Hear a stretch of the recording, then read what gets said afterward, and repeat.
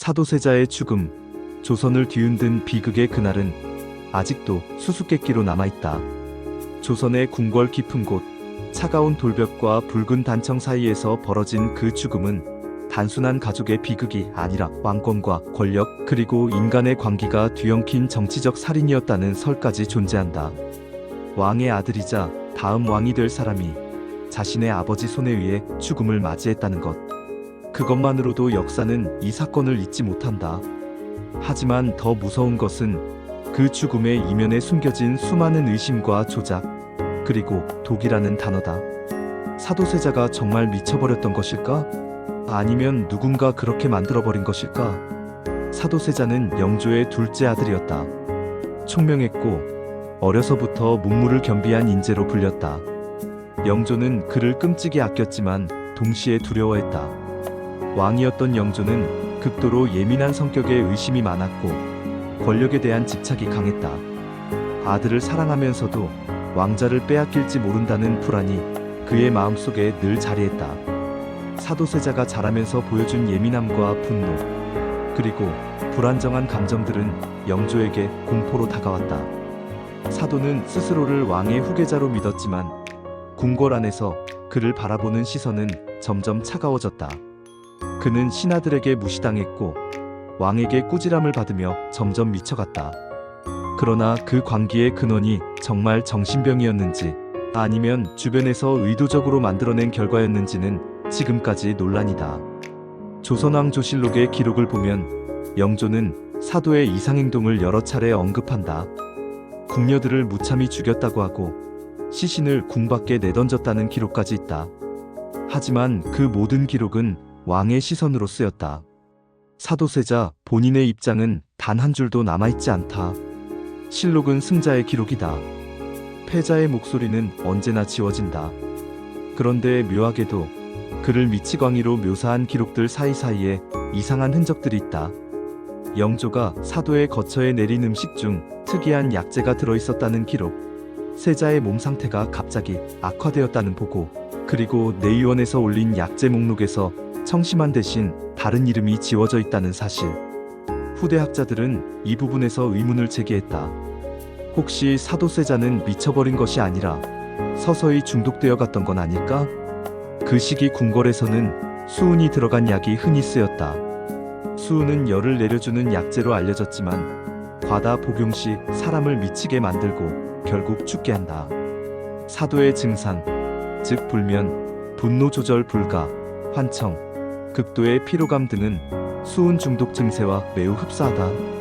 당시 내의원이 왕실의 약을 조제했으니 의도적으로 약에 무언가를 섞는 것은 결코 불가능하지 않았다.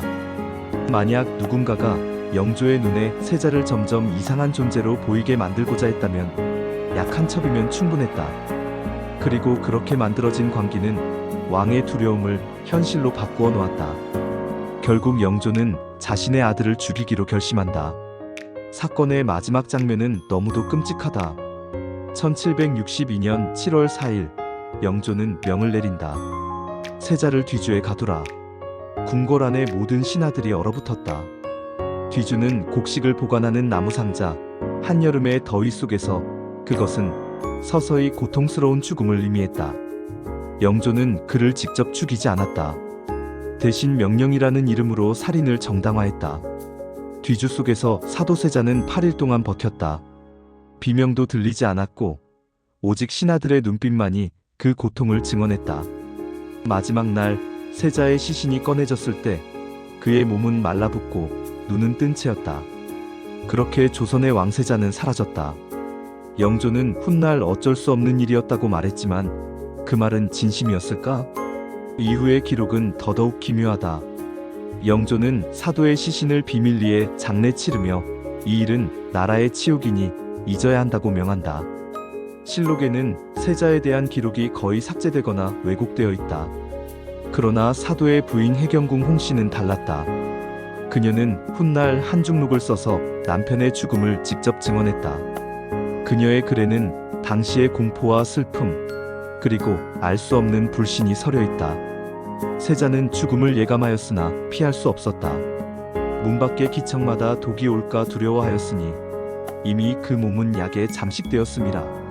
이 한 문장은 많은 역사학자들이 독살설을 다시 주목하게 만든 계기가 되었다. 영조의 측근들 중 일부는 사도를 왕위에서 제거하고 세손 훗날 정조를 세우려는 움직임을 보였다. 사도의 죽음 직후 이들은 빠르게 정조를 추대하며 세자의 흔적을 모두 지워나갔다. 만약 이 모든 것이 사도를 없애고 권력 균형을 재편하려는 정치적 음모였다면 뒤주 사건은 철저히 계산된 살인이 된다. 영조는 이미 늙었고 세손은 아직 어린 나이였다. 정권의 실세들은 그 공백을 노렸다. 영조가 아들을 죽이는 결정을 내리도록 심리를 조종하고 사도를 점점 미치광이로 몰아갔다면 그 뒤에는 누가 있었을까? 노론 세력 그리고 궁중 내의원, 나아가 왕의 측근까지 모두 연루되어 있었을 가능성이 제기된다. 정조가 즉위한 뒤 그는 끊임없이 아버지의 억울함을 풀고자 했다. 그러나 그는 알았다. 그 사건을 완전히 뒤집는 것은 곧 조선의 왕권 자체를 부정하는 일이 된다는 것을. 그래서 정조는 세자의 명예를 회복하되 실록은 고치지 말라고 명했다. 진실은 그렇게 다시 묻혔다. 하지만 정조의 행동에는 이상한 일관성이 있었다. 그는 내의원을 개혁했고 독약과 약제 관리 제도를 새로 만들었다. 왜일까? 그는 무엇을 알고 있었던 걸까? 혹시 그는 아버지의 죽음이 단순한 광기의 결과가 아니었다는 것을 알고 있었던 건 아닐까? 오늘날에도 사도세자의 죽음은 미스터리다. 정신질환, 아버지의 폭정, 정치적 음모, 독살설, 모든 것이 엇갈린다. 그러나 한 가지 분명한 사실은 있다. 그의 죽음 이후 조선의 권력 구조는 완전히 달라졌다. 영조는 세자의 죽음 이후 더 이상 강력하지 못했고 대신 신하들의 힘이 커졌다. 정조는 아버지의 복수를 마음속에 품고 살아야 했다. 그 복수는 피의 복수는 아니었지만 그는 개혁과 통치로 그것을 완성했다. 어쩌면 정조의 탁월한 통치력은 아버지의 억울한 죽음에서 비롯된 것일지도 모른다. 뒤주 속의 사도세자는 오늘날까지도 묻는다. 나는 왜 죽어야 했는가? 그 답을 아는 사람은 아무도 없다. 다만 실록의 행간, 해경궁의 눈물, 그리고 정조의 침묵 속에 그 진실의 그림자가 희미하게 남아있을 뿐이다. 혹시 조선의 역사에서 가장 잔혹한 이 사건이 단지 광기의 비극이 아니라 철저히 계산된 독살극이었다면, 왕이 아들을 죽인 것이 아니라 누군가가 왕을 이용해 왕자를 죽게 만든 것이라면 조선의 실록은 결코 우리에게 모든 진실을 말해주지 않는다. 그것이 바로 역사의 잔혹한 아이러니다.